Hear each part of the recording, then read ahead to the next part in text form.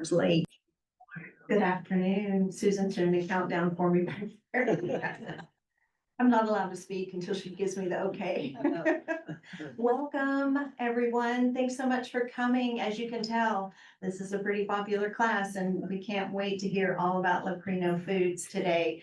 When I was telling James, our instructor, and I'll introduce him in just a moment, I was telling James when I first approached Leprino Foods, of course, you know, right out of the gate, I'm like, how many will you accept in a tour? 0, because we don't do tours. So I was like really sad, but then at the same time, I was excited to hear all about what's going on in the new plant here. So without further ado, let me introduce you to our instructor.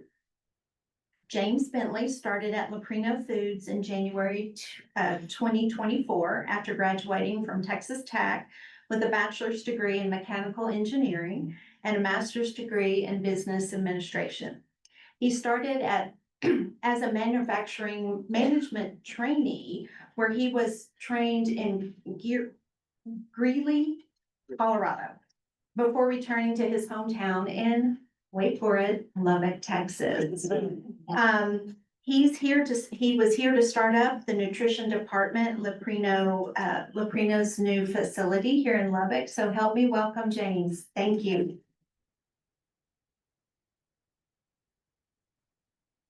Thank y'all. Y'all hear me okay? Yes. Perfect. I am so excited to be here. So let's go ahead and get started about our presentation about Leprino Foods.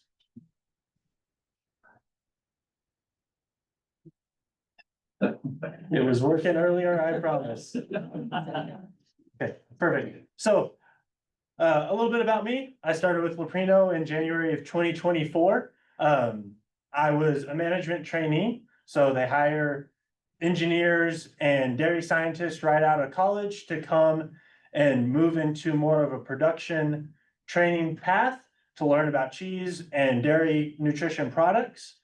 So I did my training in Greeley, Colorado, doing bulk ribbon mozzarella cheese and then whey protein powder. And then after I got done with my trainee program, I moved down here to Lubbock. And I am now currently a production supervisor in the nutrition department here. I am a proud resident of Lubbock, Texas. I was born and raised here. Both of my parents were tech grads, and I just kind of followed in the family tradition. I got my bachelor's degree in mechanical engineering in December of 2022, and then followed that up with my MBA in December of 2023. So we're gonna get started with a little bit about the Leprino family and their history. So we started out with Mike Leprino Sr. in a family grocery store. He moved over from Italy and founded a grocery store in the heart of Denver, Colorado. He opened Leprino and Sons and was able to serve fresh mozzarella cheese to the growing Italian immigrant community and supply local restaurants with Italian goods, primarily through dairy products like mozzarella cheese and homemade ricotta. I have a couple of videos that I wanted to show that we had made. We'll go ahead and get that started.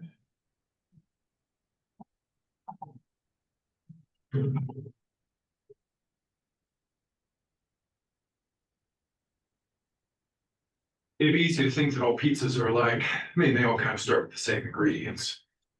Oh, little sauce, any topping possibly imagine. And hard cheese. And if you've ever loved cheese on your pizza, chances are you have one family to thank for that. Leprino family. That story starts in Tenza, Italy. The year is 1914. 16-year-old Mike Leprino had a dream too big for his small town. He was about to take the biggest risk in his life.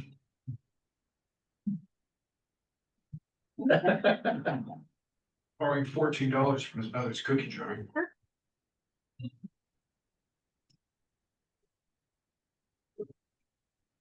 Fresh cash in his hand.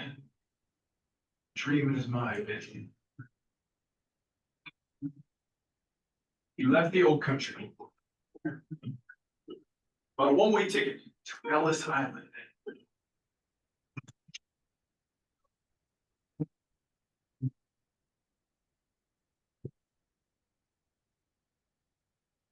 Somehow the now cashless young man worked his way west, pursued a family and community, to the mile-high city of Denver, Colorado, land of opportunity. And cows. Without education or the ability to read English, turned to the one thing he knew. Hard work. He labored his way on farms and brickyards all across his new land, constantly looking for ways to serve his newfound home. Mike's heart for community building set him on a journey to open a small grocery store where sold fresh produce, dairy products, and Italian spec. And eventually, his very own handcrafted cheese. Everything was going great for the little grocery store in the corner. Mike and his daughter Angie brought Denver some of their first tastes of the handmade fresh Leprino mozzarella balls, ricotta, ravioli. They delivered it all in a truck, much like this one. This is the truck. Then 1958 came. With larger grocery stores taking over the area, the little Leprino market couldn't compete and ended up closing its doors. But as they say, one closed door, the opens again.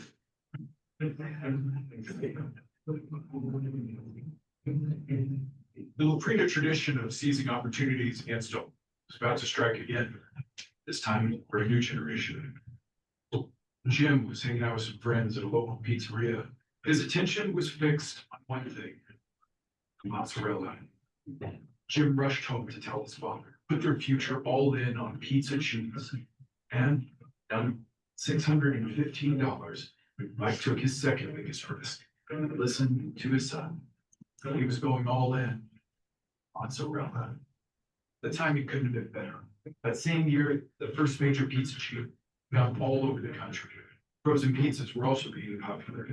At just 2 years in business, Leprino Foods was delivering small batches of block mozzarella to local Italian restaurants. But Jim's keen eye was already focused on this opportunity, even while the small business grew. Just like his father, had to get creative in order to meet the demands of a hungry neighborhood. 24-year-old Jim Leprino would have to assemble a team of experts in order to meet the demands of a pizza-crazed nation. So, he placed a classified ad for a master cheeseman, hoping someone would bite. And by golly, someone did. Lester Kielsmeyer from Wisconsin, the legend.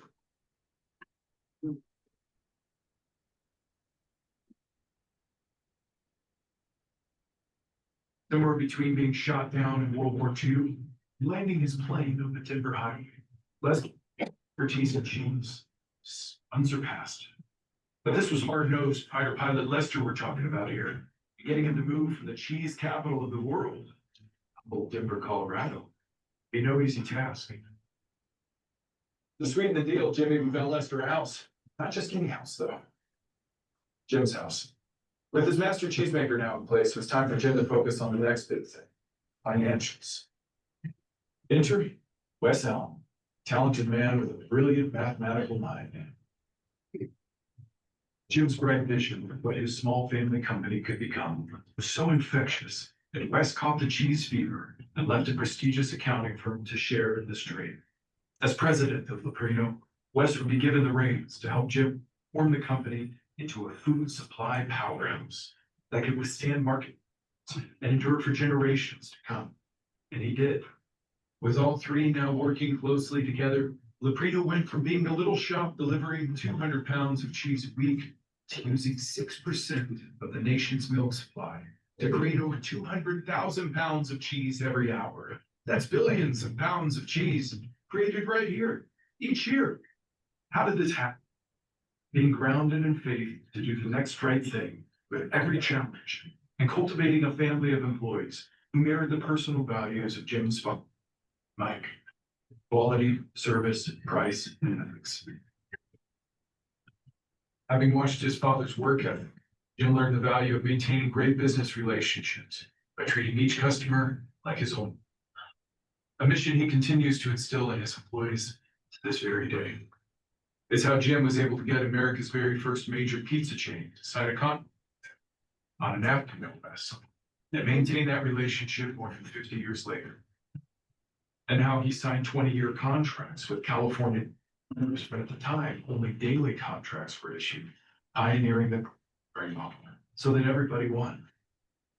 With a lot of hard work and resourcefulness, the Leprino Foods family built a world-class mozzarella cheese company that would define the pizza industry around the globe. Leprino Foods became a place where they were not only known for their outstanding mozzarella, but where they would continue to push the limits of innovation every day. Like having the ingenuity to transform whey, a typically discarded dairy byproduct, into a highly valuable nutritional ingredient, which nourishes people around the world, ensures that nothing is wasted. Or how they took a typical 4-week cheese processing time and reduced it down to just 4 hours. Or invented QLC, quality locked cheese, where every individual piece of shredded cheese is flash frozen to stop the aging process, serve quality freshness naturally. Even more impressive, Leprino owns the vast majority patents related to the pizza cheese process. Leprino is proud to be a family company. That same tenacious spirit of their founders has kept us on making the highest quality cheese and nutritional products. That old-fashioned family tradition of trust has welcomed customers from around the world that seek it all. Together, the Leprino family of over 1,000 employees has grown in partnership with over 600 clients in over 5 countries. Not bad for a humble immigrant from Italy.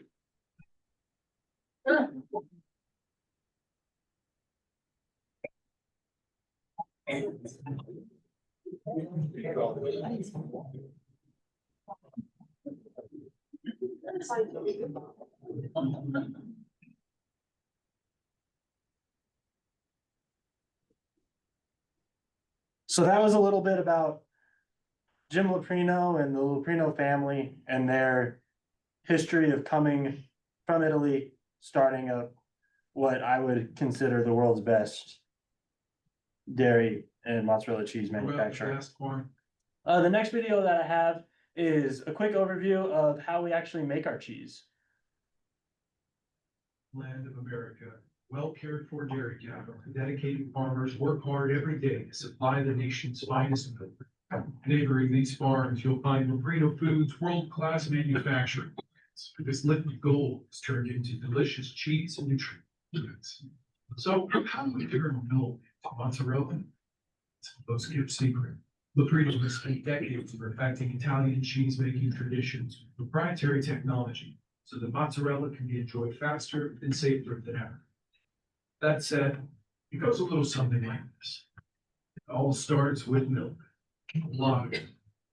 Every day, trucks, each carrying up to 100,000 pounds of fresh grade milk, make their short journey to local farms or nearby facilities.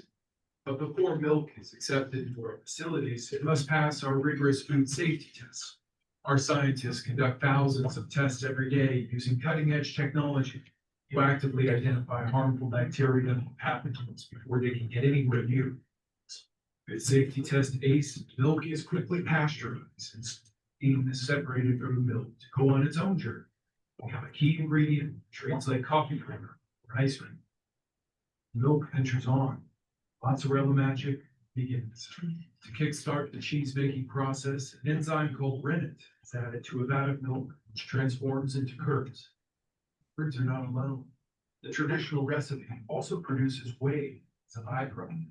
But thanks to the ingenuity of our R&D team, the purity of our whey makes it a highly sought-after nutritional ingredient. Wholesome products that nourish people of all ages. Now, back to the curds. These little nuggets, a special mixer, together using the classic Italian pasta latte and become stretchy, authentic mozzarella. Just like our unique mixing technology also offers level customization. Customers who want to add specific attributes to traditional mozzarella. It is here that a cheese's unique personality is brought to life. Special flavors, colors, or textures. Recipe perfected cheese, formed into blocks, ribbons, or ropes by the extruder, and takes an icy plunge to our grind table. This rapid cool down locks in olive oil before cheese is trimmed or shredded into its final shape. And for customers who wish to receive shredded cheese as fresh as the moment it's made, we can use every individual shred, pause the aging process naturally. Our cheese now awaits its destination after being carefully packed, sealed, stored at frigid temperatures to remain pathogen free. With our legend, customer service and logistics teams standing by, your every order is fulfilled with excellence to loyal customers in all 55 countries. And that's how Leprino's signature mozzarella is made. Old world craftsmanship met by new world innovation is what sets Leprino apart. And treating every customer like our only customer since 1950, process and partnerships. It's very new.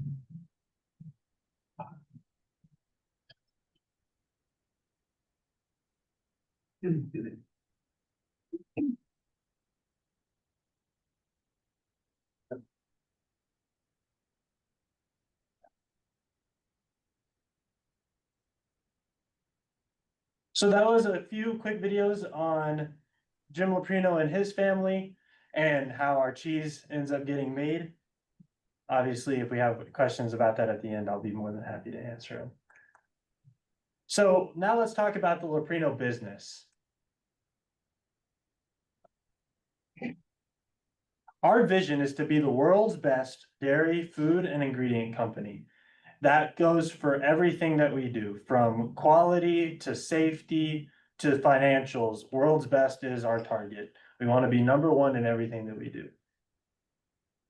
Our culture is driven by our people and a shared ownership mentality to be the best at what we do. We act with urgency, adaptability, and a sense of purpose. We collaborate through conscious inclusion and demonstrate a mutual trust and respect, rooted in a passion for our work and for each other. Our mission is to make every customer feel like our only customer through our core values: quality, service, competitive price, and ethics.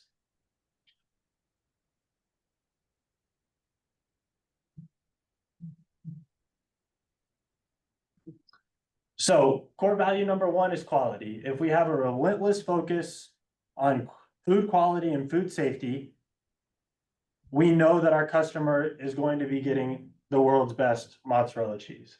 If it's worth doing right. Core value number two is service. Despite our size, we want to treat every customer like our only customer. Those small details matter. We're shockingly responsive in everything that we do. Yesterday, actually, I went through a training about a mock recall exercise that we're about to do here in a few weeks. Our response recall time is going to be 2 hours. That is from the time that we receive the call from the customer all the way to sending the report to them about exactly what happened to those batches and how we're going to rectify the issue.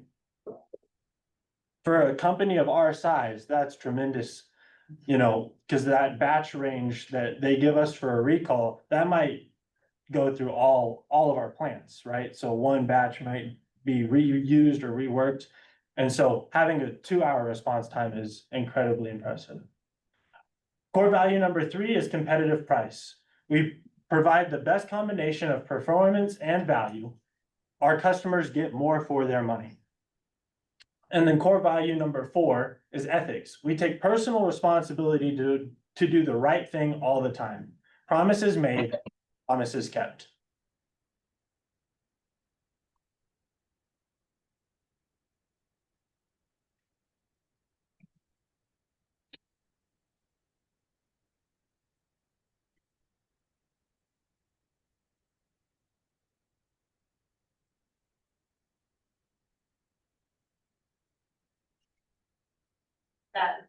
Oh, we're good.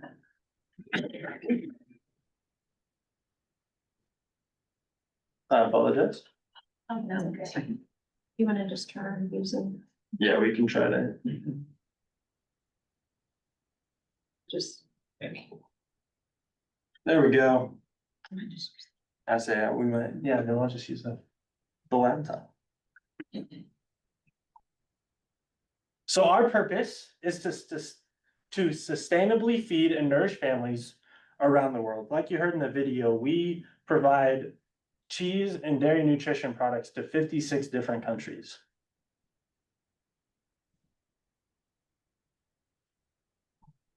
We have it.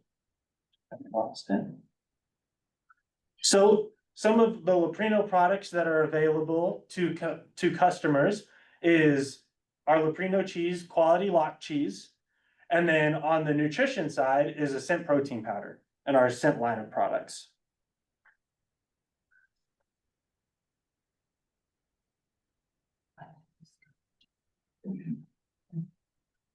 So our customer segments, so who we primarily sell our cheese to are obviously pizza chains, chain restaurants, independent pizzerias, food service distributors, cheese converters, and food manufacturers. And all of those different, segments buy mozzarella, pizza cheese, provolone, proprietary blends, and precision melts. So here are some of our largest customers. You can see, very notable pizza chains like Pizza Hut, Domino's, Papa John's, Little Caesars, as well as food suppliers like Sysco, Schreiber's, Kraft Heinz, as well.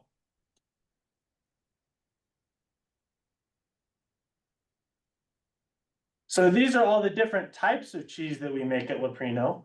We make bulk ribbon, shredded, diced, string, and 6-pound block.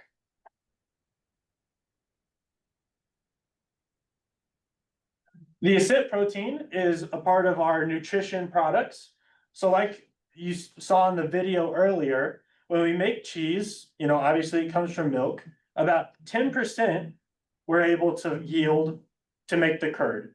That other 90% of the milk gets used up as whey. So there has to be a way for us to convert the whey over into a sellable product, right? We don't want to just be dumping all that good milk that we paid for down the drain. So we're able to process that whey from the cheese process and make protein powders, lactose, sweet whey, which is what we make in Lubbock, and a whole lot of different dairy nutrition ingredients.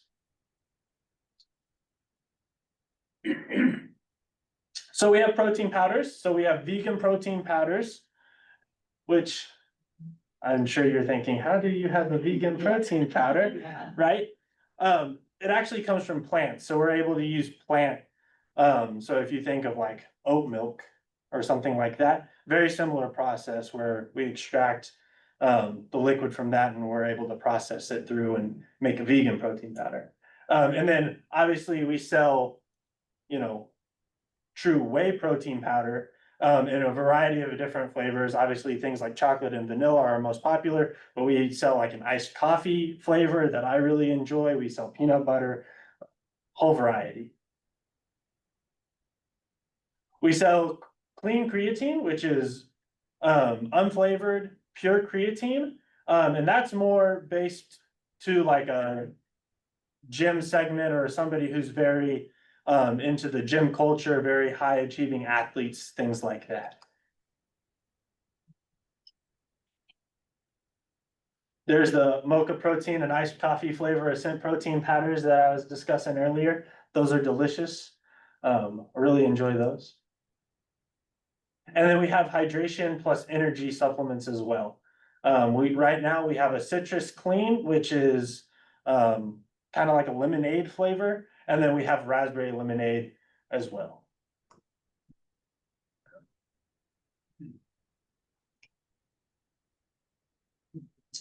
So on the nutrition side, which is kind of the side that I'm on, these are all the different segments that we use from our whey. So we make lactose, which is the sugar that we find in milk.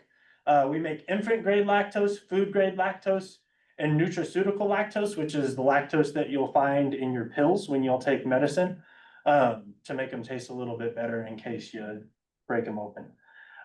Specialty proteins, so we sell micellar casein isolate, which is MCI, Clear Pro 90, which is a whey protein isolate, native whey protein isolate, which is NWPI, MP Pro C80, which is a microparticulated dairy blend, Bar Life, LP Pro MFGM 70, and then we do nutraceuticals, which is L Pro. So we have different supplements for joint care, brain care, immune systems, and rest and recovery. And then we also sell whey proteins, which are probably the ones that y'all are most familiar with. Clean Whey 90, which is WPI, whey protein concentrate 80 and 34. Grade A sweet whey, which is what we currently make in Lubbock, and then extra grade sweet whey. So our coverage extends across the globe, and our customers get exactly what they need in a timely manner. So as you can see, here's a map of all of our different plants, production facilities, and global business hubs. So as you can see, we have a good host in the United States, including Lubbock. We have one in Roswell, New Mexico. We have 3 in Colorado, Greeley, Fort Morgan, and Denver, where our corporate office is at. 2 in California, Lemoore and Tracy. 2 in Michigan, in Remus and Allendale, and then 1 in Waverly, New York.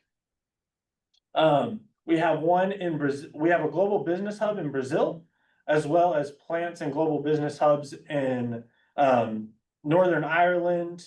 I'm not going to try to pronounce how that plant is named. I'm gonna butcher it, so I'm not gonna do it. Northern Ireland, and Wales. As well as you can see in the Asian markets, we have a bunch of global business divisions there too, in Dubai, Singapore, Shanghai, Tokyo, and Seoul.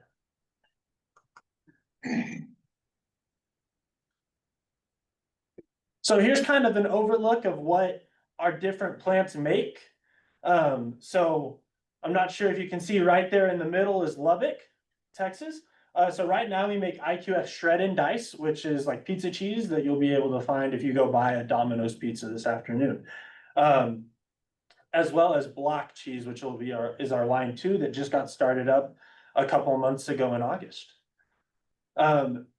We also do gas flush, which is in Allendale and Lemoore West.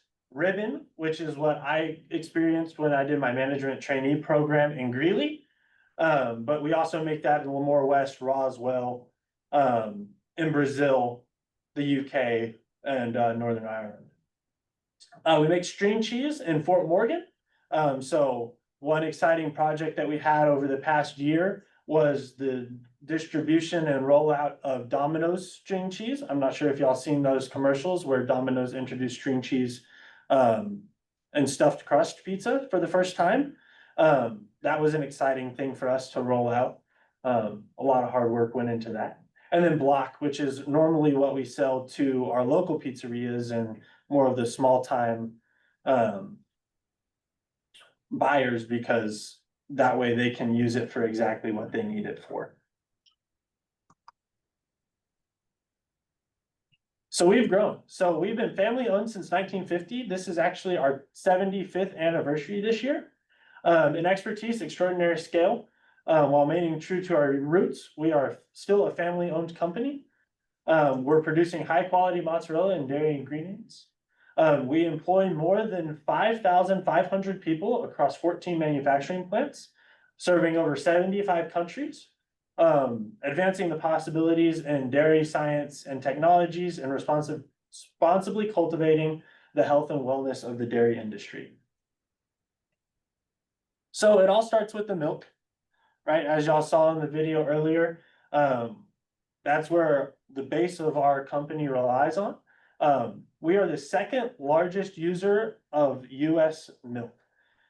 We have long-term milk supply agreements with DFA and the Michigan Milk Producers Association. We have contracts to ensure supply is continuous, and we can have certainty with our customers that we're going to get the milk in, we are going to get the cheese to you. Our products are made with grade A milk, premium milk. As you saw from the video earlier, we go through rigorous testing to make sure that there's no antibiotics. In Texas, we test to make sure that the feed of the cows is appropriate and the right style of feed. We test for steroids, and obviously we test for pathogens to make sure that all of the milk that we're using is going to be safe for the people to consume. We're industry leaders for animal welfare with our Leprino Quality Animal Care policy. So every partnership that we have with DFA, we work with those individual dairies as well to make sure that the animals, the cows are being treated correctly. As well as we have a buffalo strain of mozzarella cheese off of buffalo milk that we use from India and Asia. And so when we go and use water buffalo milk, the same thing applies there too. And then dairy farms are located within 50 miles of each one of our plants. So we try to source as locally as we can to make sure that we're serving those communities, because that is one thing that the Leprino family is all about. So that's a quick presentation. Obviously, I'm sure y'all have lots of questions about our Lubbock processes that I would love to explain or discuss with y'all. So I'd like to open up the floor to questions. The dairy producers that are nearby here in Lubbock? Yeah, so obviously there are a ton of dairy producers in and around Lubbock. So a lot of them are all of the small towns around us. And then in eastern New Mexico is primarily our milk shed. We also have the plant in Roswell that we kind of share a milk shed with. So we share a lot of dairy farms with them. So eastern New Mexico, western Texas, the Panhandle, that area is where a lot of our milk comes from. Colorado, where I worked in Greeley, a lot of western or eastern Colorado and then southern Wyoming is where we got our milk there. Our plants in California, the Central Valley there has a lot of dairy plants that we get our milk from there. And then obviously Michigan and Wisconsin have huge dairies up there, and that's where they get their milk from. Yes, sir. Are you up to full operation yet, or? No, so that's a great question. So we only got started operating in February of this year at our Lubbock facility. Cheese line 1 startup went fantastic. Nutrition line 1 startup went fantastic. So we were on track with those. We just got our line 2 started up, trying to get started there in August. So we're about a quarter of capacity on line 2, and about 50% capacity overall. Our nutrition side, we're only running line 1 right now, which is Sweet Whey. And then next year, probably about July, we'll get started running some protein powder about WPC 80. So hopefully by the end of next year, we'll be fully operational. The plan is to run 8 million pounds of milk a day, and right now we're about 4.5. So we're about 50% full capacity. Yes, sir. What is precision melt? Precision milk, that's a great question. So obviously each one of our customers has a specific type of cheese that they're looking for. So some cheeses, like I'm fairly certain that is a Pizza Hut stuffed crust pizza. You can kind of see, I'm not sure if this guy has a laser pointer, it's not gonna line up. But you see those kind of bubbles, those blisters that we like to call them down there at the bottom where the cheese is stretching, and it obviously has a really good cheese pull. That's something that Pizza Hut really likes out of their cheese, is that nice blistering. And then obviously a really strong stretch when you pull it off. So we make specific cheeses for each one of our customers to make sure that they're getting exactly what they're wanting. Precision melt is used exactly in, what's the best way to describe this? Precision melt has an exact amount of lactose and starch content to make sure that when we bake it at a certain temperature for a certain time, it's going to spread out on the pizza the exact right way. Right, so they don't want to have a, depending on who is ever making the pizza, they want to make sure that it's completely covered in cheese, right? That's the best part of the pizza. So that's what the precision melt does. Only question Of course. referencing this plant. Yep. The number of trucks that come in with the mill, what percentage of trucks are rejected based on, not passing? So to my knowledge, we have not had to reject any trucks yet. Exactly. So we can reject trucks at any time, for a variety of different reasons. When we get a truck in, we have to make sure that it has been washed within the previous 24 hours before receiving the milk load to make sure that it's going into a clean tanker. The milks, we then take the milk, we pull a sample, we test the milk to make sure that it has no antibiotics, make sure it has no steroids, make sure it has no pathogens. So we can reject them for any one of those reasons. And then once we go through all of those testings, we do cryoscope testing to make sure that the water, to make sure that the milk has not been diluted by water. There was a big problem in the 1980s and 90s where there were some dairy manufacturers who were adding water to their milk to dilute it and selling it as whole milk, and it's not whole milk. So we do cryoscope testing, which is pretty much we freeze the milk, and depending on how the milk freezes, we're able to tell if the water percentage and if the milk is diluted at all. So that's another reason that we could potentially reject a truck.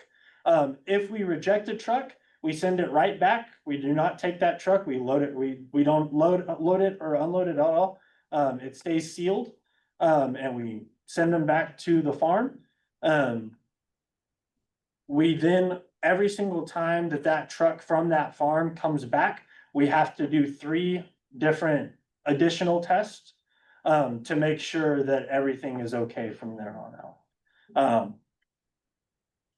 To my knowledge, we have not had any tests or any trucks or farms from Lubbock be rejected, but I know that that was that did occur a few times in Greeley. Was we had some trucks fail for cryoscope testing, and so we had to send them back. And then once they got the next milk load in, we had to continuously do more and more tests, and it was found out that they weren't actually diluting their milk, but it's way better to be safe than sorry when it comes to those sort of things. So, yes, sir. Couple questions about Yep. construction and operations. Yeah, of course.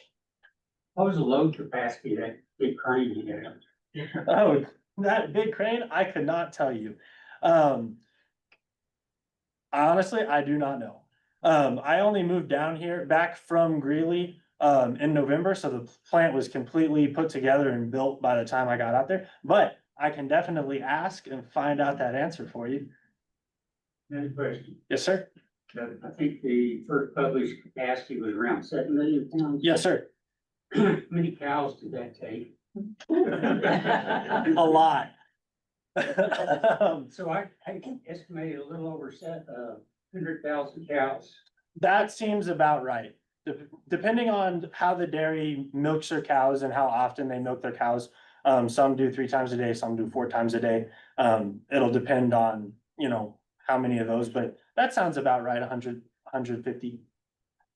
One more question. Yes, sir. How's your water treatment plant working? Our water treatment plant is working great. Obviously, there's some times that we have some mess ups where we spill things that we're not supposed to spill.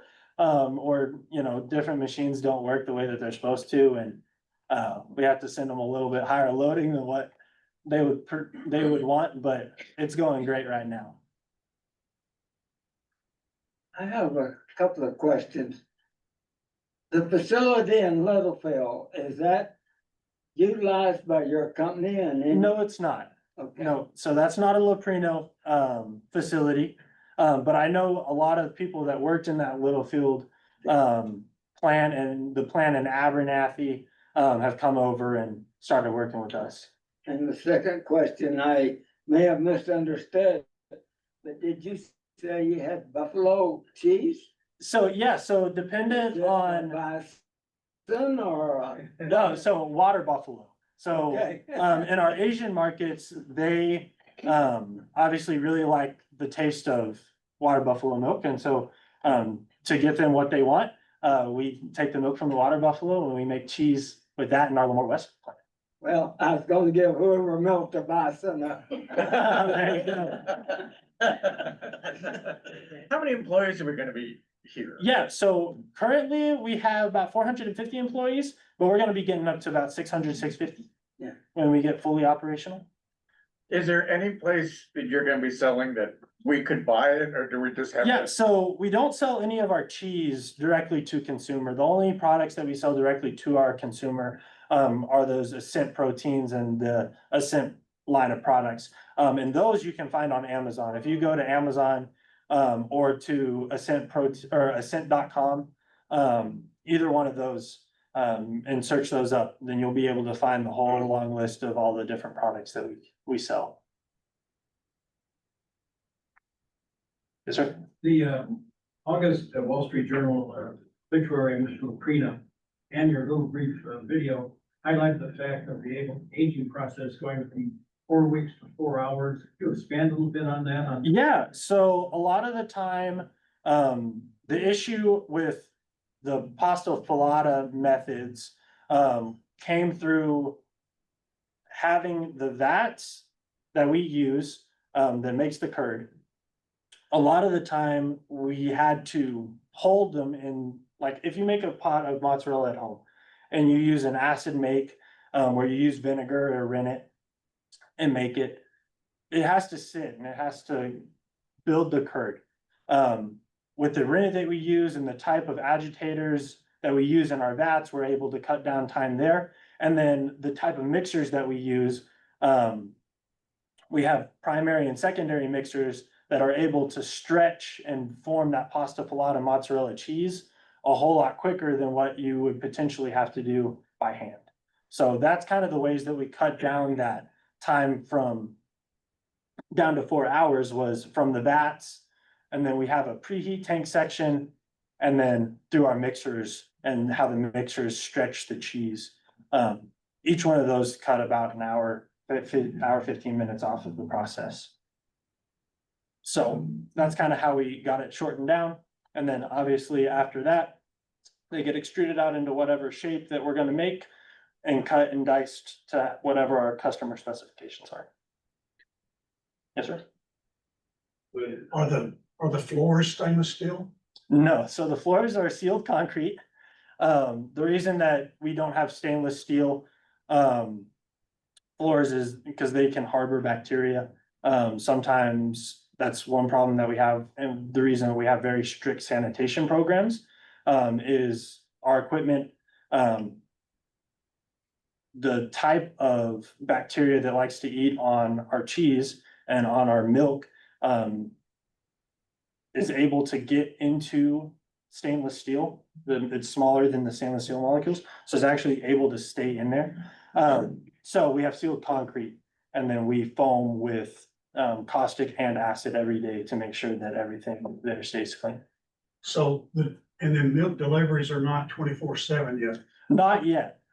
In some of our plants, we do have 24/7 milk deliveries. They're coming constantly.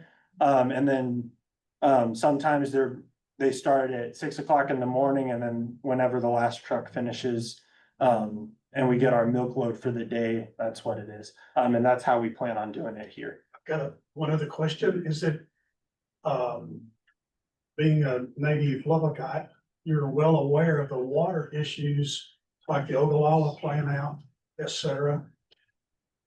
Those dairies that supply you guys, they've got to have water to Exactly. production. Yes, that's exactly right.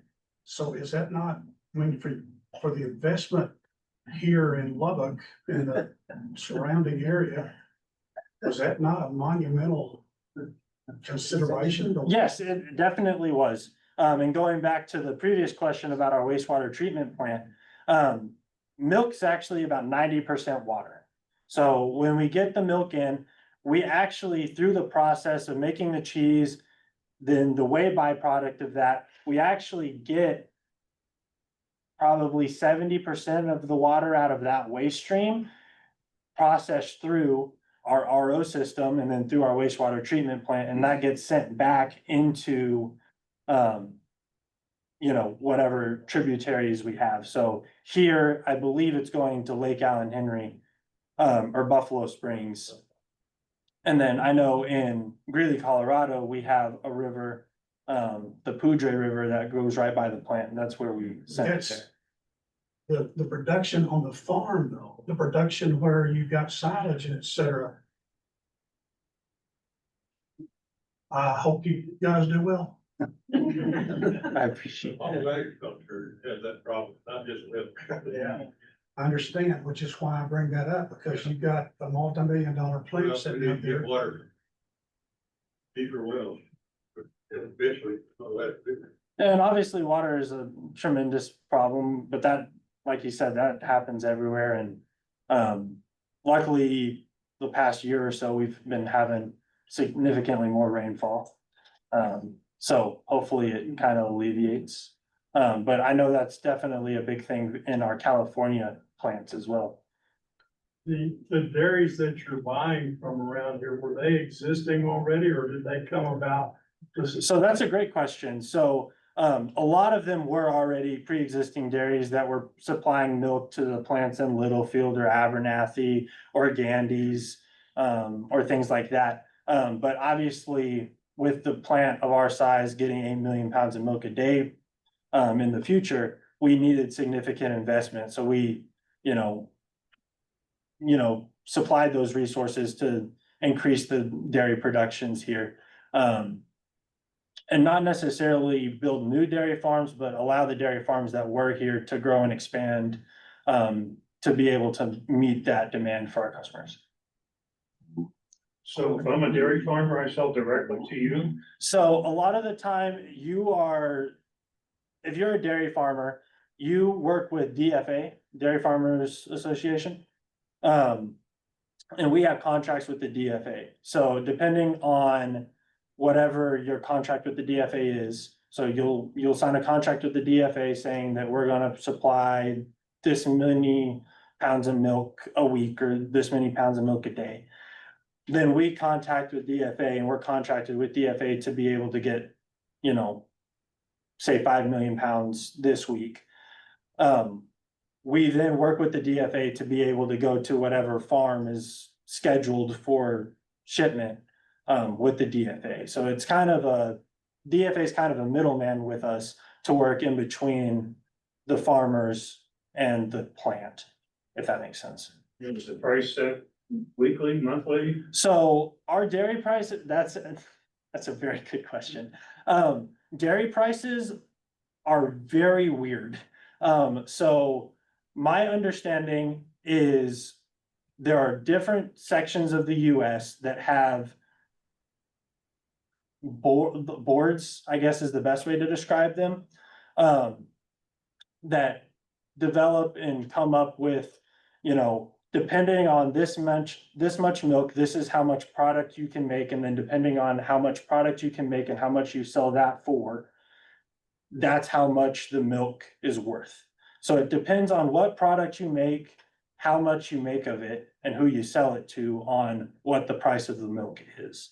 Does that make sense? And then that goes across the entirety of the section in the US.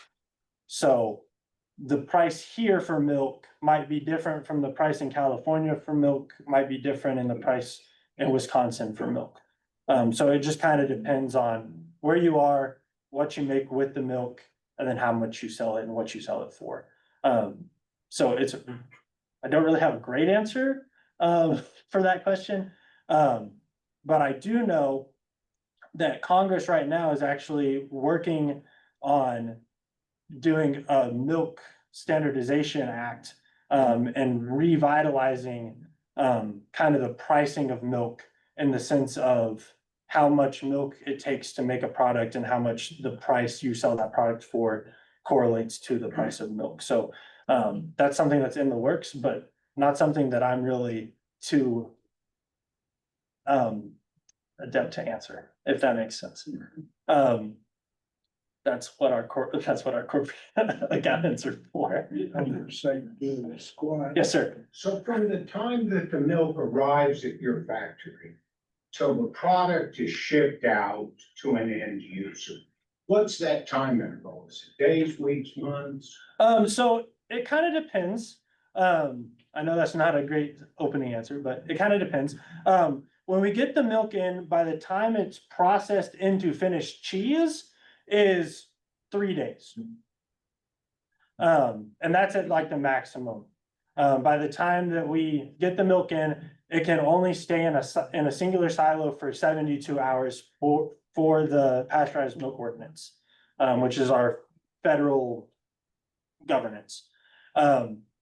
So we get the milk, we pasteurize it. As soon as it's pasteurized, it goes into a silo, and then we pull that silo the very next day to make our cheese. And then that cheese is made that day with the milk from pretty much the previous day. In the sense of when we ship it out, it kind of just depends on what the customer needs the supply for. Our quality lock cheese, like they were saying, we freeze it, and it is the exact same cheese 6 months down the road as it is from the day that we made it. So it kind of depends on what our customers are needing. So if Pizza Hut has a big rollout, say around March Madness is like a really big one, when people are in front of their TVs wanting to watch basketball, they're ordering pizzas. Things like the Super Bowl in late February, like things like that, where you can obviously see a trend of a big spike in pizzas.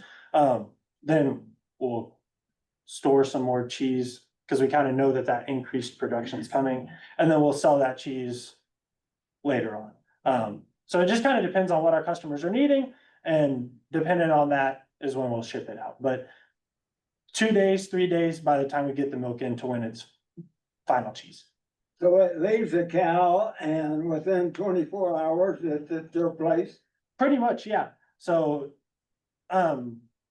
dairies are under the same PMO regulations that we are, so they can only store milk in their silos for 72 hours as well. Okay. So it could be up to 3 days by the time it's milked to the time that we get it, but it's under those 72 hours under those 3 days. Yes, sir. When fully operational, what is your truck average in and out of the plant? See an effect on the roads and freeways here? That's a great question. So right now, we actually have a lot just across the street that we have our trucks go to, and it's kind of like a good transitionary period. So exactly. So they go to the farms, they get the milk, and then they come to our lot to kind of wait. And then we have a driver that goes in between the plant and the lot, and that kind of helps continuously have the flow of trucks go in and out. In my experience of driving through on the loop right there every day, the traffic has not been bad at all. I haven't had any experience in traffic jams or anything Well, like that. roughly, are there hundreds of trucks a day? Oh, yes, sir. I understand your question now. So, yeah, right now, each milk tanker that we receive has 45,000 pounds of milk. So we're getting roughly 100 trucks a day right now, and then that'll transform into 2 million trucks a day. Or 2 million trucks a day, John Almighty, I'm sorry, 200 trucks a day, to get to 8 million pounds of milk. So anywhere from 175 to 200 trucks a day. In some of our other facilities, that number of trucks is lower because the milk tankers that they use are larger and have a higher volume capacity than what we have. But for our plant, each milk tanker is 45,000 pounds, and we're gonna have about 200 trucks a day when we're fully operational. Got a question. So, You're speaking of milk as pounds, so many pounds of milk. yes, How many pounds of milk, how much does a gallon weigh? so a gallon roughly weighs 8 pounds, 8 to 10. So roughly in there. So 7 to 10 pounds per gallon. Okay. So if you do the math. Yes, you do the math. So, 5,000 gallons, 4,000 gallons. so yeah, so if we have, let's say 8 million pounds of milk, that's gonna be 1 million gallons. Roughly, Milk. a lot of milk. So is it typical that, like, your plant only makes lots of, produces one type of cheese? Yeah, so depending on the size of and the scale of the plant, they'll make different products. So I can kind of go back to that table that was in here, this guy. So this is kind of the cheese demographics of what each plant makes. So each line that we have makes a specific type of cheese. So our bigger plants make more different styles of cheeses. Our smaller plants make one specific type of cheese, if that makes sense. So in Greeley, where I came from before I moved back down here to Lubbock, we only made bulk ribbon. That was what we made all day, every day was bulk ribbon cheese.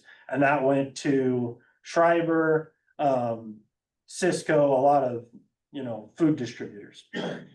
Here in Lubbock, we make IQF shred or pizza cheese that goes to Pizza Hut, Domino's, Papa John's, domestic, and right now we're doing Mexico.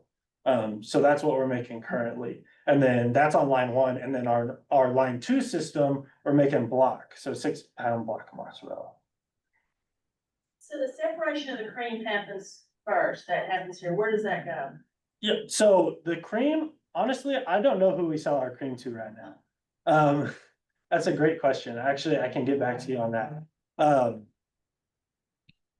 Yeah, I don't know who we sell our cream to. A lot of the time it goes to other people who use the cream in their, as an ingredient in their finalized product. So I know in Greeley, we sold our cream to, ice cream distributors. So they made ice cream. They pretty much took the cream and then used that to supplement their cream intake so that they didn't have to use as much milk.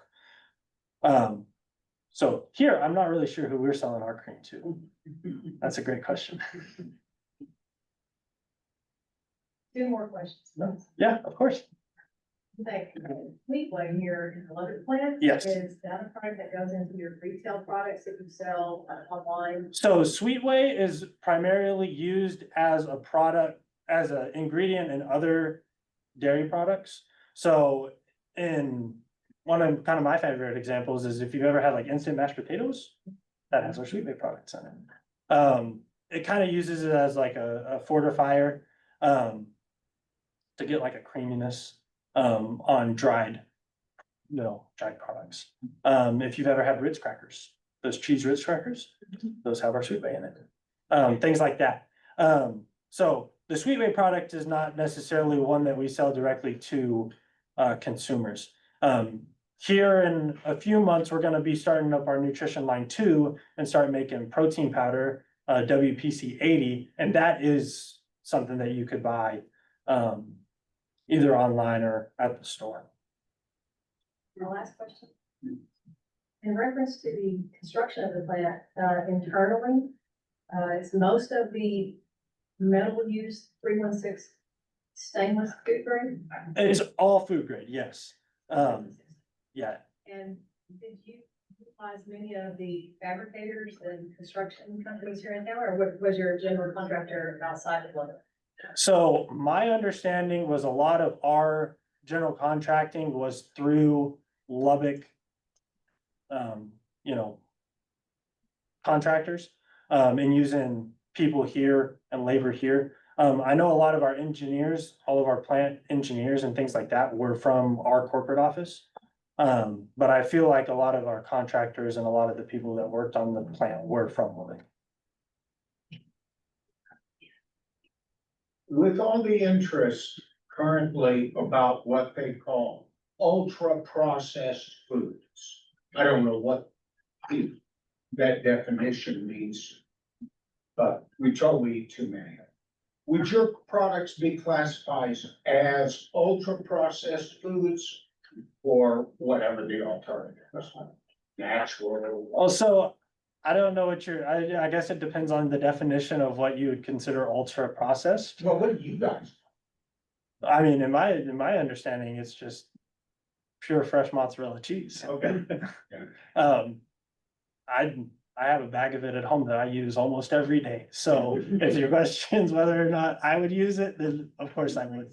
And it tastes delicious. So, obviously I know that there's been, a high rigor on, food safety and food quality. But that's something that we hold the utmost standards for. We want to be able to get you and get our customers the, best quality, best bang for their buck that they can get. And that include, that means that we're gonna be taking the milk and processing it as cleanly and as efficiently as possible to make the cheese. Yes, ma'am. I know the economic impact on Lubbock with the 600 employees, that correct? Yes, ma'am. Is great. And many people may not know that Leprino Foods is in the Roosevelt Independent School District. And you are greatly improving that basis. Well, that is something that Jim Leprino took to heart. When, you know, taking that from Mike, we have always been a community organized company. That's something that they want to stress greatly, was the people are the company. You know, the people that work for us, the people that come to work every day, the people that we supply our food to are the people that make Leprino. And so that's something that we've taken a lot of heart into, and something that I take a lot of pride in, being a native Lubbockite. You know, having working for a company that wants to be involved in the community, work with this, you know, the kids in the Roosevelt School District.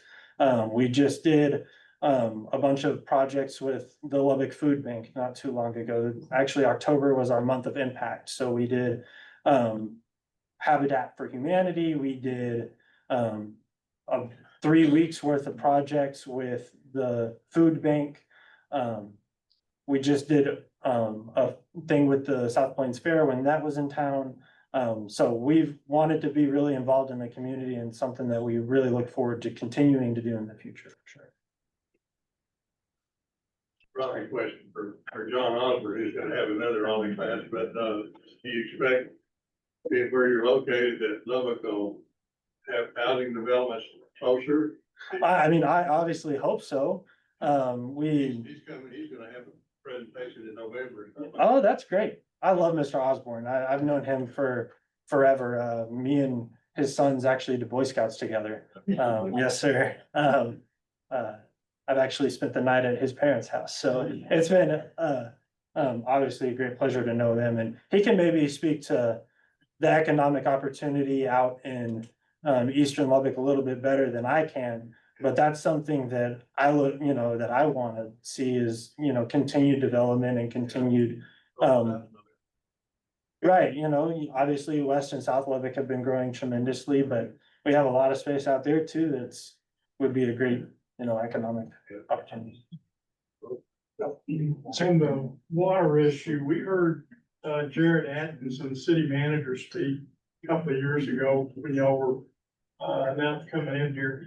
And he said that y'all would be a net producer of water Yes, versus a or negative using. right. So we actually produce more water to Buffalo Springs Lake than the water that we receive or that we use in our processes. Yes, sir.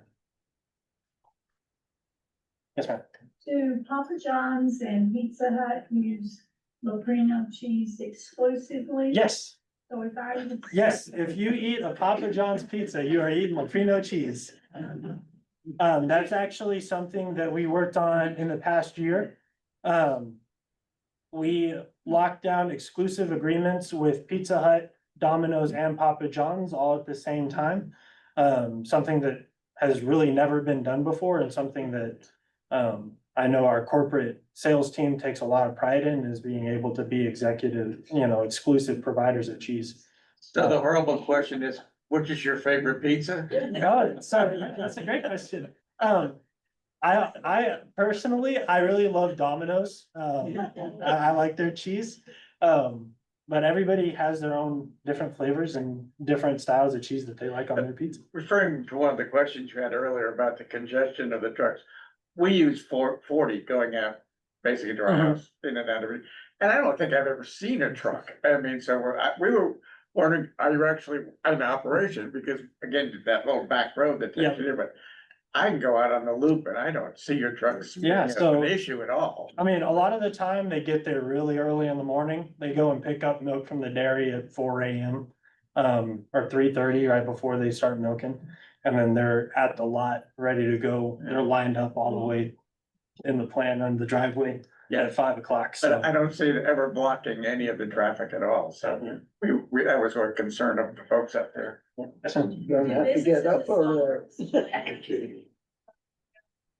I couldn't speak on if we sell to Orlando's or Capital. I'm not really too sure on what small places here in Lubbock buy from us. But I do know that in Greeley, when I was going through my management trainee program, I did a section on with the accounting team and with the procurement and hold and release team on where we were sending it. And I do know that we do distribute and sell to companies like that. So I'm not sure what Orlando's or Capital Pizza or somebody like that, where they get their cheese from, but I do know that that is a possibility of us being able to supply cheese to Does them. somebody here market to them? You say, if you're not already buying from us, would you like to? Oh, I'm sure that they've had those conversations. I promise you that they've had those conversations. I'm just not too sure on if that has been finalized or where they get it from. Yes, ma'am. How was Lubbock selected for the plan, and then did the city give any concessions to the plan? Yeah, so maybe Mr. Osborne coming in November can maybe speak a little bit more to this on what LIDA did and what the city and the city council was able to work with Leprino. From the Leprino standpoint, the reason that we moved to Lubbock was number one, the milk shed here, being in West Texas and eastern New Mexico was really strong, and we felt like it was kind of underutilized on a national scale. So that was something that we were able to really take advantage of. If you could see from our photos here, we don't have any plants in Wisconsin because that's a place that has a high amount of dairy products produced, and so we don't feel like it's a best ROI because it's an oversaturated market compared to Colorado and West Texas and New Mexico is something that we saw potential for financial opportunity here. And that was kind of the main reason that they moved here. As well as, you know, just the culture of Lubbock, I think fits really well with what the Leprino culture is of, you know, working well with a community, working to pull yourself up by your bootstraps, to be able to make the best of any situation that you're given, good or negative, you know, good or bad. So I think that those were all things that played into us moving here. As a sense of concessions or anything like that, I couldn't really speak on what potentially went on with the city council or the mayor or anything like that. So maybe that's a question that John Osborne can answer here in a few months. Yeah. Susan. Do you ever give tours at the plant? So we do not give tours. I know that's something that a lot of people obviously want, to be able to tour the facility. We run 24 hours, 7 days a week, 365. So really, there's just no possible way for us to be able to have people come onto the production floor to be able to watch, you know, production while we're running. So that's something sadly that we aren't able to do. I'm sure I could get some pictures and take some pictures and send that and be able to share that with you all on what the plant looks like and kind of what the operations, what we go through. But for the most part, we don't do any tours. We send out a survey after every class and we share the recording of the video and everything. And that would be a great place to share that. Yeah, of course. Yeah. I can definitely get some photos and then answer some of the follow-up questions.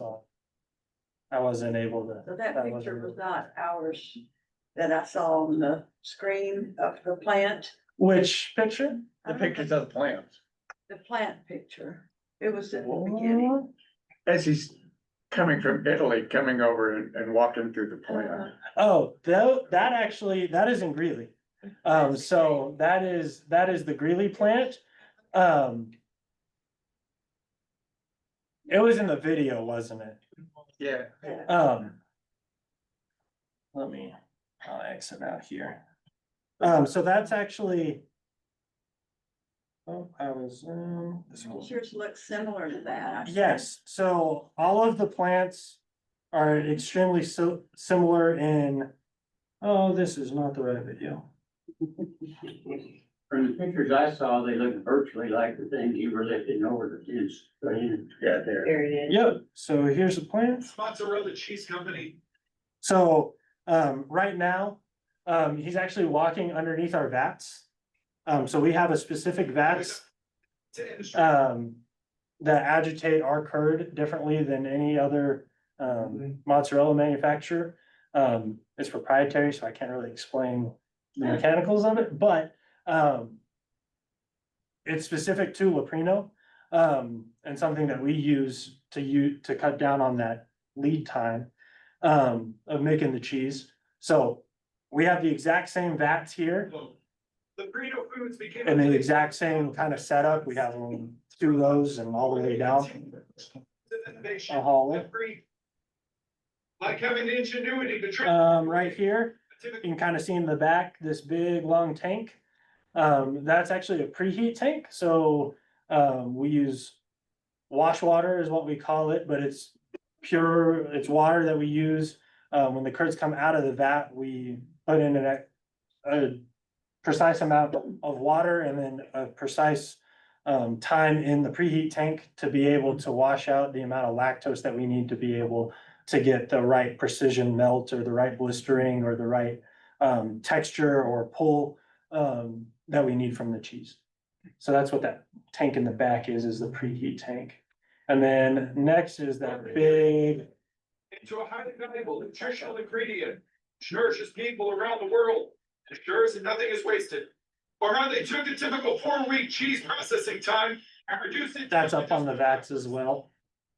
Well, see, quality luck cheese, Is it two-story like that? where every Yes. individual piece of shredded cheese is flash Yes, it frozen to is. stop the aging process and preserve quality freshness naturally.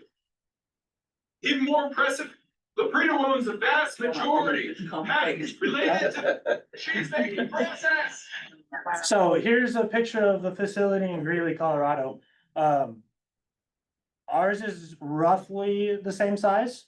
We have a larger cheese capacity than they do, but they have more nutrition products that they make there than what we make here. But that's roughly about the same size as what the plant here in Lubbock. So is this the largest mozzarella cheese factory in the world with like? So, no, Okay. no, that's, our largest one is in Lemoore, West California. That's where our largest milk shed is, so that's where the majority of our, a larger amount of our milk is, so we can make more cheese, so we built a bigger plant. So that's in Lemoore, which is just south of Fresno. And that's our biggest plant, and they run about 10 million pounds of milk a day. So we've all been lying to each other for all this time. So we definitely have some things to hang our hat on here, though. On our nutrition side, we have the world's largest sweet waste spray dryer. Yeah, good. So, as a nutrition guy, it definitely is something that, I take pride in and being able to supervise and run that thing, so, it's a thing. It's 7 stories tall. Yeah, it's huge. So, definitely a big plant, even though it's not the biggest that Leprino has. I have one last Oh, yes, ma'am. humorous question, if I may. Of course. None of us here have the opportunity to have your fresh shredded mozzarella cheese in our refrigerator. So, But you do. I do. Is that considered insider trading? So actually, yeah, that is a perk of working for Leprino, is every year at the end of the year, we do employee cheese sales. So we're able to go and buy the cheese that we make. As well as, throughout the year, we're able to buy the nutrition products that sell to everybody. We're envious and, yeah. So, well, So you ever have a garage sale or anything? I say so. I may try to sign some people up to get a few extra bags and we'll We'll come back. How about that? Exactly. Yeah. That's exactly right. Sample. Yes, Examples. Thank you. Any more questions? Thank you. Awesome. Thank you, guys.